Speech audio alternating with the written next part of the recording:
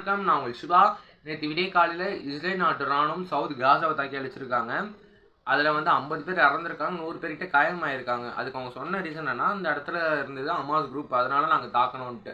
நம்மளுக்கு தெரிஞ்சது அங்கே இருந்தது உண்மையிலே அமாஸ் குரூப் இருக்காங்களா இல்லையா நம்மளுக்கு தெரியும். பட் நம்மளுக்கு தெரிஞ்ச விஷயம் என்னன்னா, அந்த இடத்துல இருந்து பொதுமக்கள்.